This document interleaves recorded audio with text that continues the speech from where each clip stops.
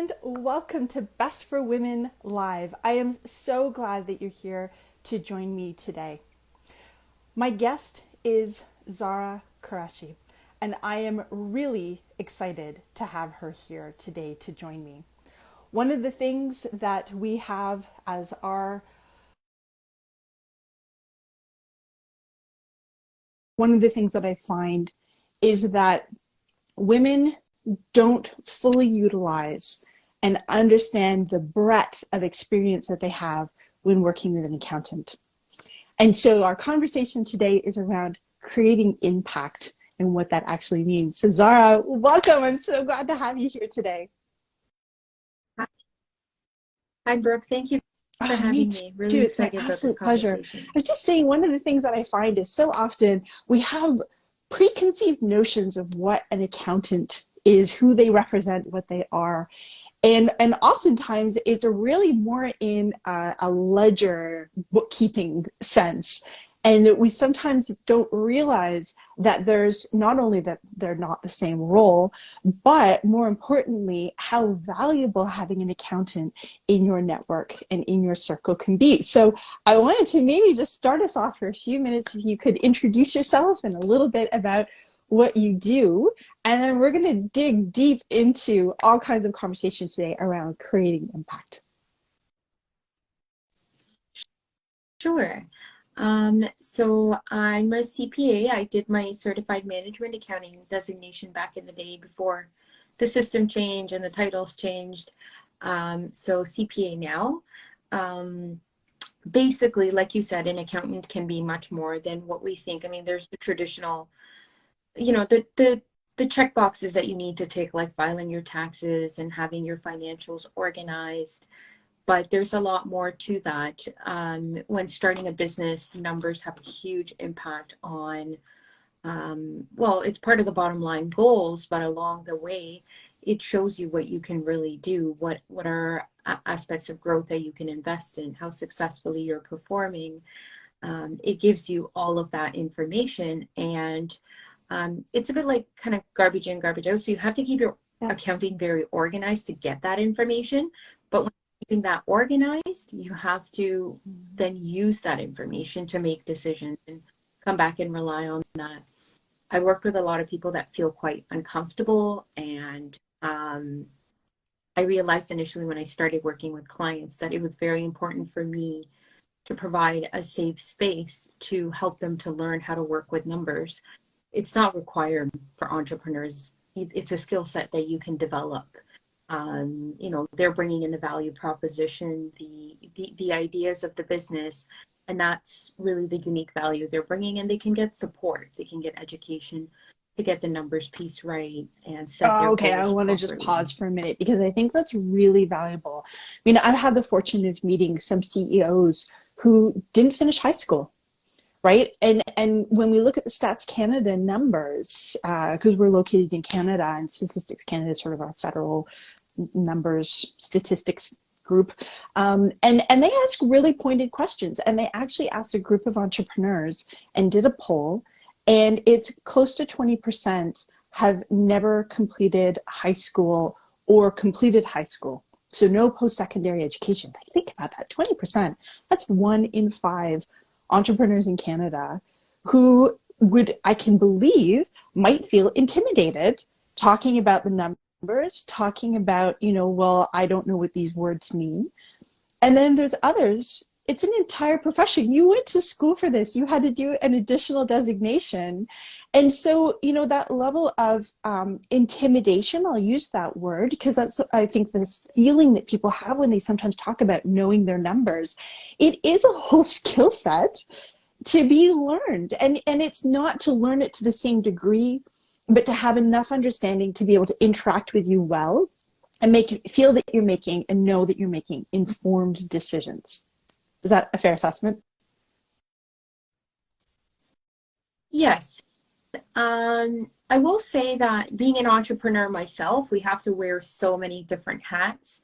The finance hat for my business comes easily to me because that's my background, but there's so many of those things that I've never studied and I don't feel that comfortable with. And I've found a lot of support along the way. I've learned a very practical version for a lot of those things that, I could have never learned in school. It's hands-on learning as I go along, and it's the same kind of support that I think people can get for the finance side of things. For some people, it's really not a comfortable space, and they don't have a lot of time to understand how the accounting is done. That's fine. You can do without that, but there's a strategic piece to it that they can learn, and it connects back to their goals. What kind of profitability level do you want to see? What does a good level of growth and like stable operations look like for the business?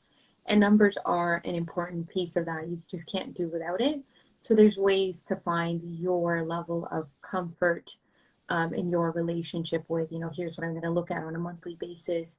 Here's what a particular number means for the goal that I'm trying to It's awesome. I love achieve. that. And I think one of the things that I want to dig into a little bit is that what level of profitability you want to have, because a lot of your clients want to be profitable so that they can do more in their community, for their community. So tell me a little bit about how you sort of, took that path. Mhm. There's a couple of different ways to look at it. One of the earliest things that I visit with entrepreneurs is that they want to be able to make a reasonable income. Being an entrepreneur doesn't mean they have to, give up a lot of things on the personal side. You have professional experience, so think about, if you were at a job instead, what would you be making? And ideally, you can have that same level of value coming out for your skill set in the business as well. It takes some time to get there, and we invest in that risk because we're really passionate about what we're doing. But I think it's perfectly reasonable to look at that you want to, if you're, it's usually more than 40 hours a week. We're looking at like 80, 100 hours that entrepreneurs put in, but you want to make a comfortable income so you're not giving up on your lifestyle. Beyond that, there's a different answer for every business. One is just based on your mindset. Are you operating something for the local community, or do you want to operate at an international level? Depending on what your value proposition is, what your product is, you can look at industry benchmarks for profitability. That can be very, very helpful. So there's lots of different factors to build into what your level of profitability and success should look like, and then also the trajectory towards it. What's a reasonable goal for year 2? What's a reasonable goal for year 5? And that again varies, by business and by how lofty your goals Okay, are. that's amazing. And I love that it's so individual, right? You're bringing it back to values, you're bringing it back to mindset, and you're bringing it back to vision of the individual. That's so awesome. I love that. Absolutely. I love, okay, so tell me how you got into that space. Tell us a little bit more about how you started focusing on bringing that financial support to those who are looking to make more impact with their business. Mm-hmm. So I started my career working in very big organizations, and then I found a job at a very small firm. And in comparison, I loved it because my involvement was so much deeper. I could see the impact my work was having. So from there, when my last job, it finished, the office I worked at closed down, it seemed very natural to me to try entrepreneurship. I had seen it in my family before, so it was always at the back of my mind. And I knew that, because I was starting a business based on accounting and finance, I had a benchmark for myself. Okay, here's the salary I was earning, um, at the job that I left. And that was kind of my goal to work towards. So that was one thing that I thought about. And naturally, that conversation kind of built in when I worked with clients as well. Um, I work with a lot of social enterprises, nonprofits, and charities. So impact is a big piece of it. And I try to individualize that, the same way. So for some of them, that means, donating 10% of profits to charities that they, really believe in the mission for. For some of them, that means passing on benefits to their beneficiaries or doing more research and development for social innovation. So there's a lot of extra costs built in, actually. It's more expensive to be a social enterprise, And for nonprofits, your vision is completely different. You have more funding, more impact. Where is the funding going to come from? A lot of them are finding a middle space where they're getting funding, plus they have products and services to kind of try to achieve a balance and have a little bit more flexibility in terms of the Okay, use of can funding. you tell us a little bit about the difference between a social enterprise, a not-for-profit, and a charity? Because I think people interact with them at a consumer level or perhaps as a volunteer, but structurally they are a little bit different. You sort of hinted at that. Some are looking at, you know, where's the money going to come from, but all the money gets used, whereas for others, they're looking to generate enough profit to make an impact. So can you just maybe walk us through the difference? I think there's some value in making sure it's clear. Yep. So there's legal designation, so how you can actually register a company, which is for-profit or nonprofit as a corporation. And then a charity starts out as a nonprofit and you apply for charity status. And the reason for applying for charity status, a big one is that it opens you up to qualify for more grants, funding sources, and you can collect donations from the public and issue tax receipts. So you'll often find if you're looking at that, you would be donating to a charity to get that tax receipt for yourself as an individual. A social enterprise is not a legal designation. It's not in Canada. There's things that you can do to kind of register and belong to different communities to show that you're a social enterprise, but essentially being a social enterprise means that your strategy incorporates both impact, so doing something great for a community or the environment, plus you're selling profits, you're selling products and services that generate revenue coming into the organization. So a social enterprise is not completely dependent on grants or donations. Okay, so to in terms generate its of impact. their status, it's a for-profit, but it's really about the mindset of the business. So legally, they can be registered as a for-profit or a nonprofit. Nonprofits are allowed to sell products and services for revenue as well.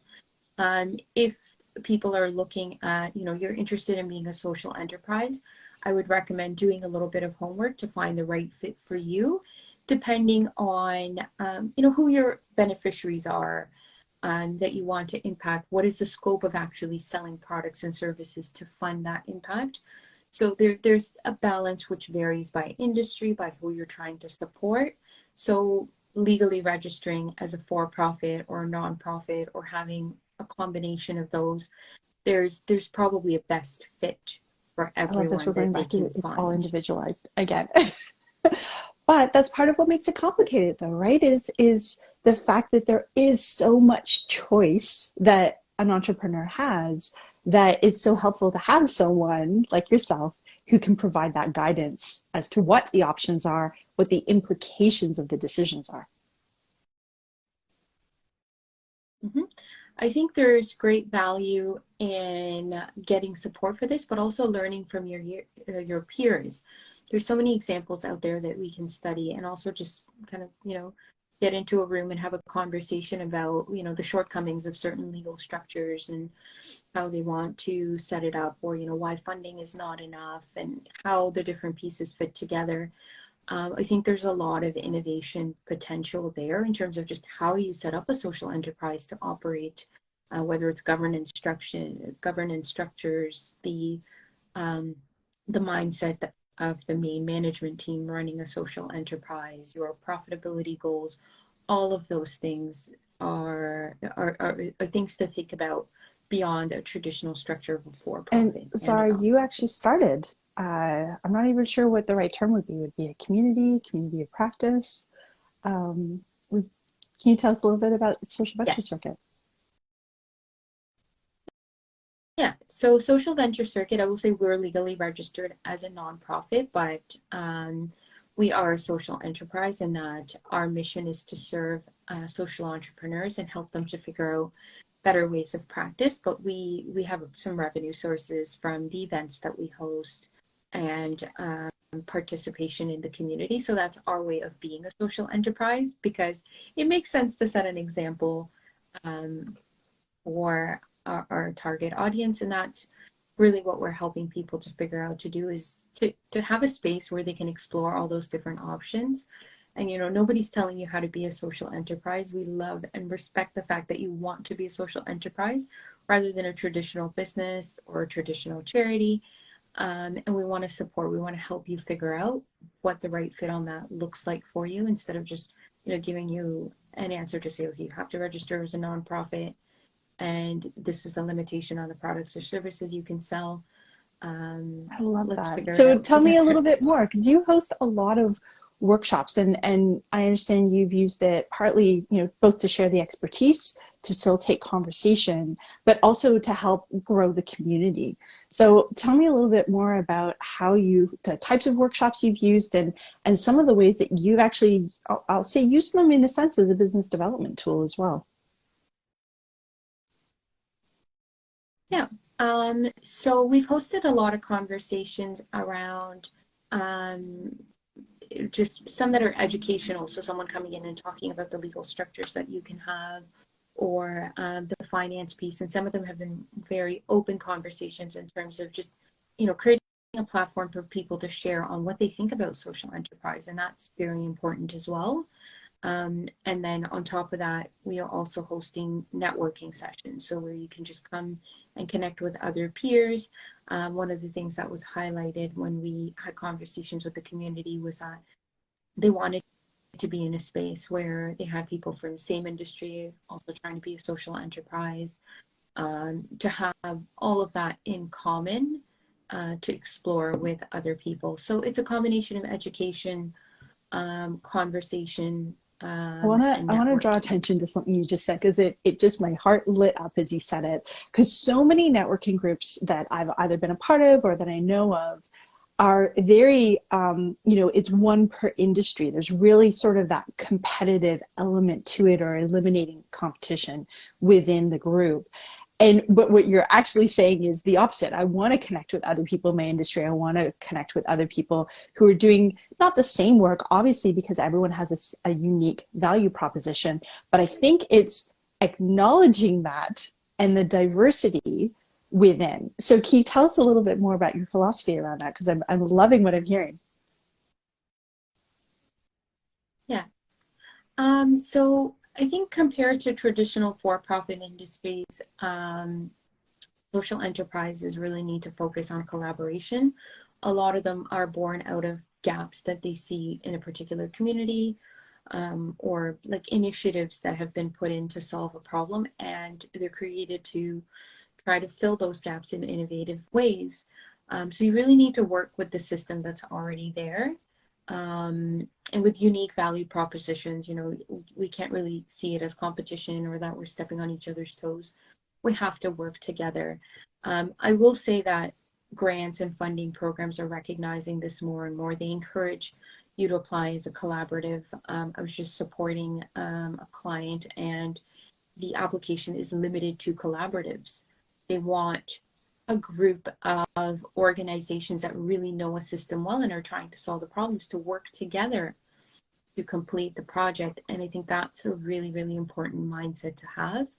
And if we're trying to create impact, we're trying to solve a problem for someone, we should be open to that.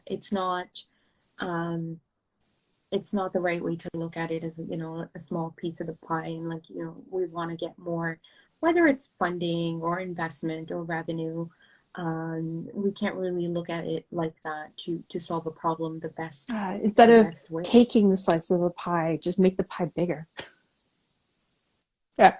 Yeah. We can. So tell me a little bit more about what impact means to you. Like, can we unpack impact just a little bit?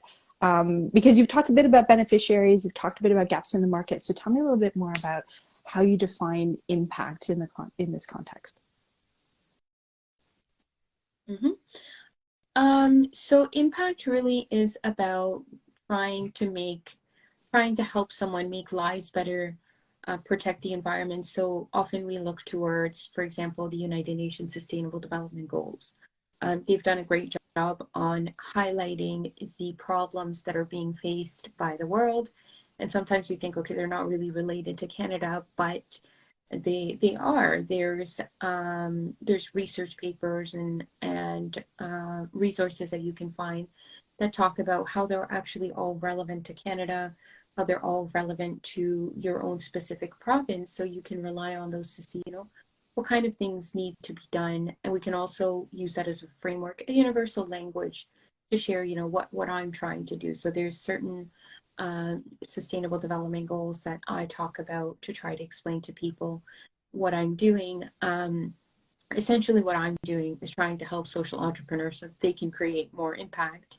But speaking from the perspective of the social entrepreneurs that I work with, they're trying to get out there and address gaps that they see.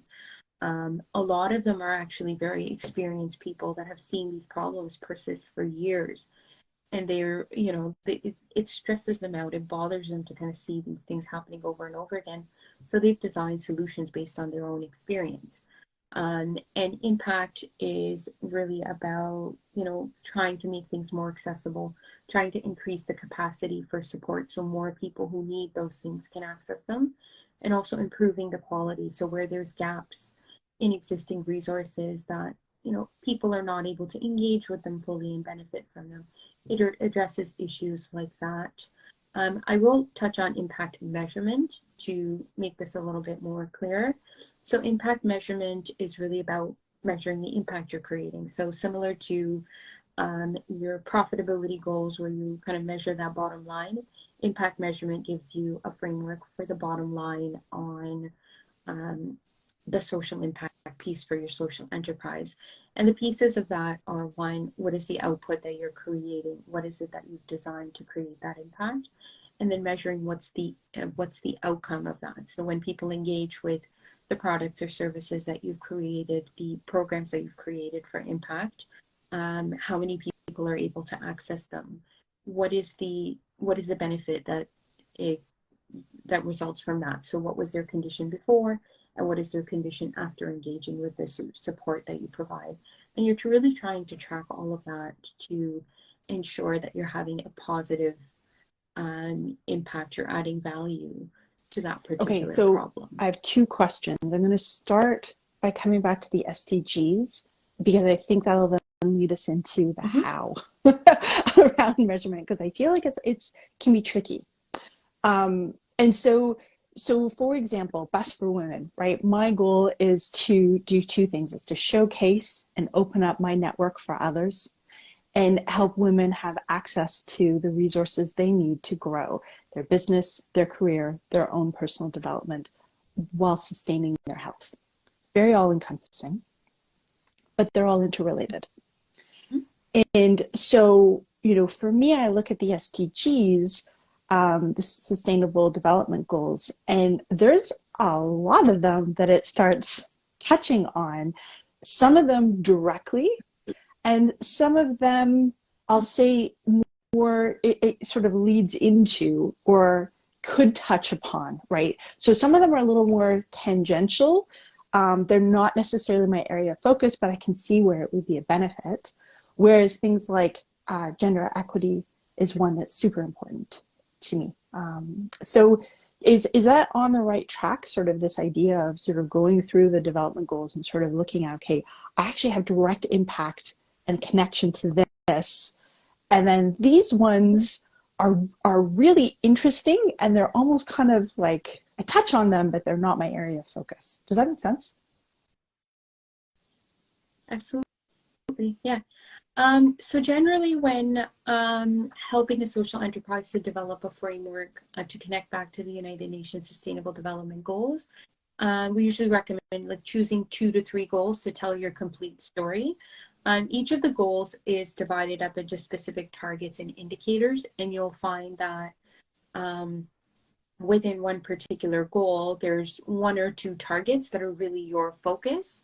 And to kind of tell your complete story and what you're working on, it's going to be 2 to 3 goals and targets within them to kind of combine and tell your story. So what you're doing, yes, you're looking at gender equality, and then you're also looking at, I would take a look at the SDG for decent work and economic growth. based on the opportunities that you're creating Oh, for women I love that. Okay, entrepreneurs. you and I are going to keep having more conversation about that, and we're going to end on that because you are planning to hold this conversation on exactly that. So we'll get to that for sure. So tell me more about, because you've started to lean into the sustainable goals have a really detailed way of identifying and talking about that goal as part of your storytelling. Now, how does this tie into this impact measurement piece? Because that's also, I think, part of the storytelling. Mhm. So the SDGs do give you a framework for measurement as well. So it's broken down into, you have the 17 goals. The goals are broken down into targets, and the targets all have indicators connected to them. Indicators are the framework you have for measurement, and measurement is broken down into so they do separate what are called outputs and outcomes. So outputs are the quality and the magnitude of what's being created. So for example, for Best for Women, it would be how many events you host. What is the content that you've created, the variety of it? That would be your output.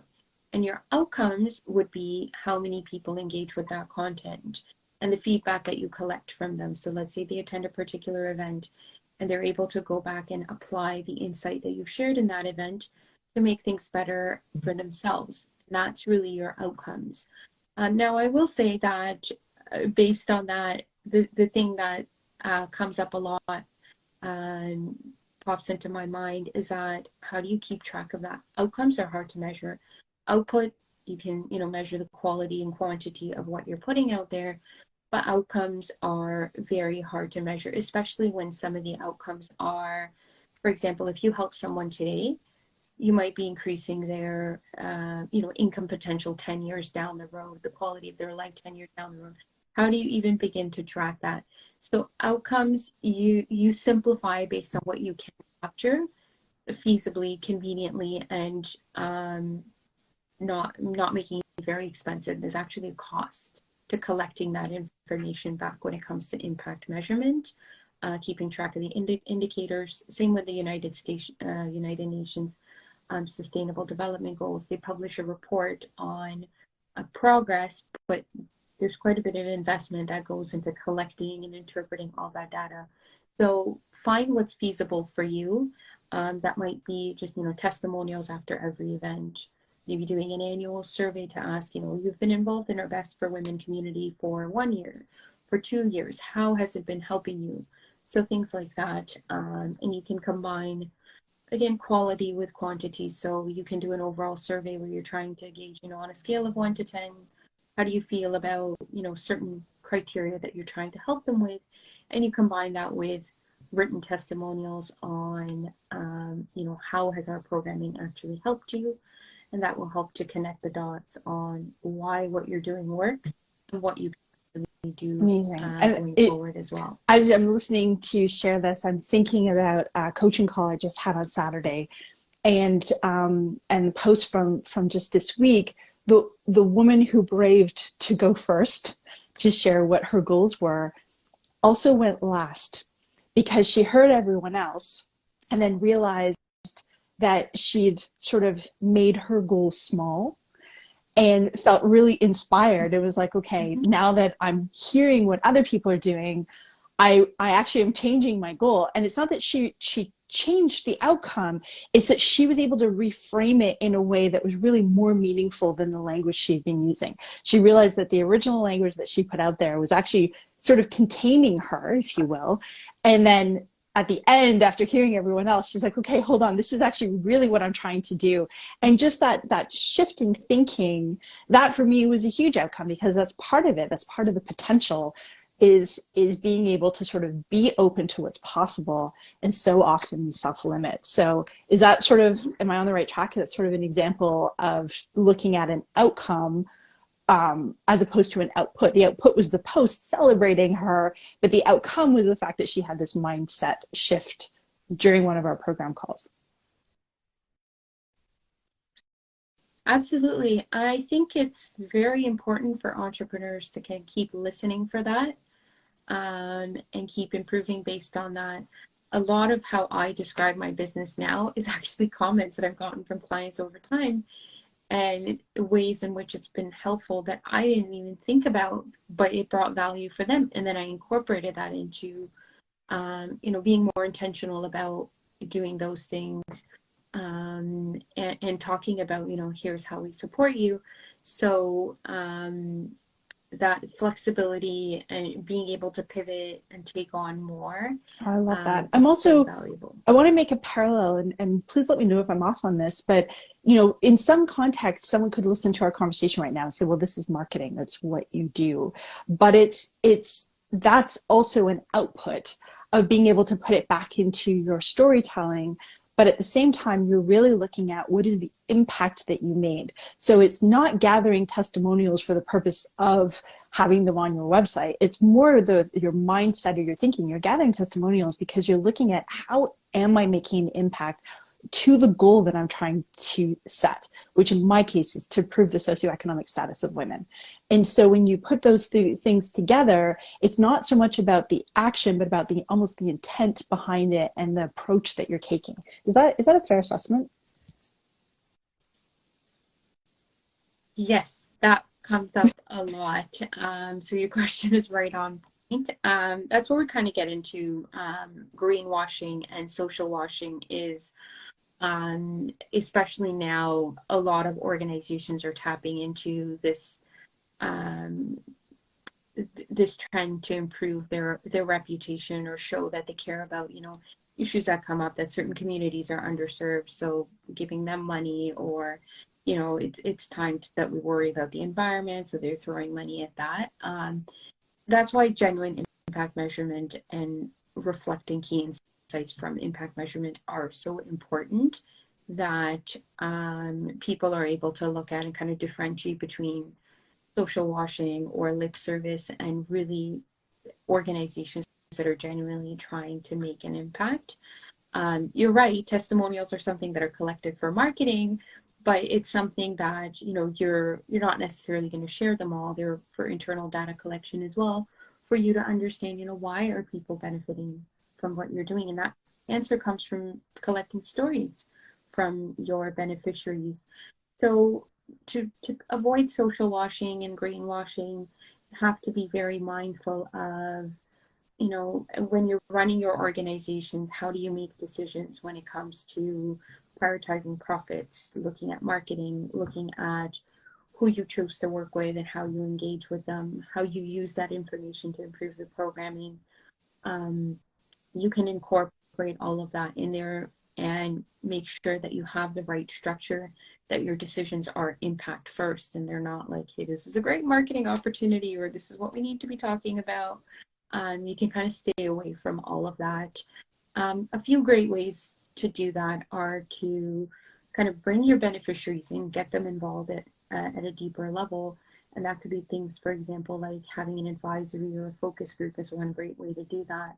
Then what you're doing, it's like designed by and for the women that So a need it beneficiary is most. literally the person who's benefiting from the impact you're trying to create. In simplest terms, it could also be the Yeah. environment, in which case they're not going to join a focus group, but you may have collaborators who also care about the same cause, and they could be someone who might join on your advisory board. Okay, amazing. I love that. So in terms of having these conversations, I mean, one of the things that my background originally started in the not-for-profit sector as well. And so I had the benefit of being exposed to some of this. And in fact, I had a chance to go and be a delegate at the United Nations at the Commission on the Status of Women a few years ago. And actually 10 years ago. And one of the things, it was before the SDGs were created, they were in development and in discussion. And the year that I was there was around eliminating violence against women and girls, which was a huge passion of mine.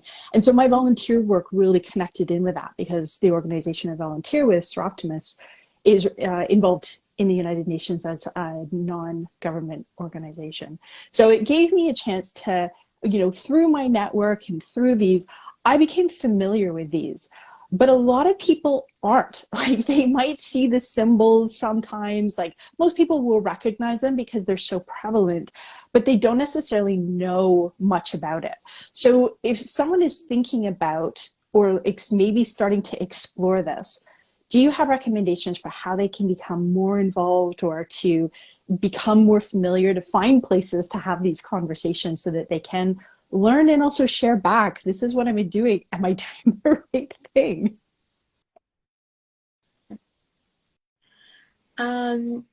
One great way to do it is there's reports published. You can look at the provincial level or the municipal level. There's research done, and these different levels of government are speaking to the goals and issues that are prevalent in the community. Some of them are their own kind of dashboards and impact measurement, and some of them are connecting back to the United Nations Sustainable Development Goals. And you can use that language, you can use that research to see what is needed in your local areas. That's been a great way. And there's, even for businesses, for entrepreneurs specifically, there's a lot more opportunities out there to discuss, how to create impact and what are issues that are being worked on. Nonprofits are regularly invited to the table in local communities to discuss these as well. So there's lots of different opportunities to get involved. Yeah, jump in, jump in. I don't know if this is a good time, but I did highlight that. We're hosting an event for women working on the United Nations Sustainable Development Goals as entrepreneurs. So if you're looking to have a conversation with other women that are working on similar UN SDGs, they have similar social enterprise structures, you're invited to that conversation. It's going to help you clarify which UN SDGs you connect to and how you can implement them in better ways. We're going to talk about, avoiding social washing, finding out which combination of SDGs you connect to the best, and how to implement them throughout your organization. So I'm really excited to host that conversation, and it's going to be a combination of networking, but also really kind of working through the concepts in a safe space with other women, to walk away with something that you can actually implement and continue to work on for your organizations. We'll put all the details, the location, the link, everything in the chat below for sure. Amazing. Perfect. The other piece that I celebrate is how practical you are. I feel like this loops back to the beginning, right? You're a numbers person and working with entrepreneurs in very tangible, practical ways, right? Let's not learn the theory of accounting. You learned the theory of accounting for us. Let's sit down and work out, how does this actually show up for you in a day-to-day context? And then what are you doing with it? You don't just do it for taxes. There's got to be more to it than that. And so I love that the way you describe the workshop itself is, okay, we're going to bring this in. This is, how you actually are going to move to it and work through it together, gaining that insight. And to my example earlier, gaining more inspiration as you hear other people and how they describe it and what they're doing with it, to maybe, in some cases, affirm that you are doing what you want and it's on the right track, but maybe also to inspire you to push the envelope a little bit. Absolutely. I'm really excited. Me too. I'm going to be helping you promote it for sure, because I think there's so much value in that. Incredible. Are there any last words you wanted to share? Anything else that you wanted to share with our audience today?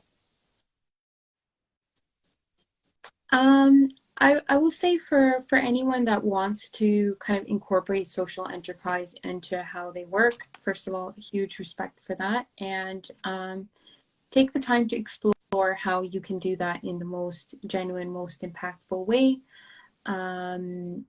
Think about, I want to come back to collaboration, so work with others around you, and to not, you're not looking to double up on what's already being done, but create that unique value proposition to bring more support.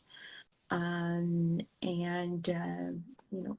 collaboration, kind of taking time to do your research and homework is really the way to do that. And I can help you. I can help you do that, because accounting has a big portion to it where you're measuring, things that are not numbers, that are not dollar values. So you can rely on your accountant for support around things like that, and look towards your business coaches to help you with that as well. They can bring a lot of value into genuine and I love effective that. goal setting. And I love that combination because it takes many people in your circle to help lift you all the way up.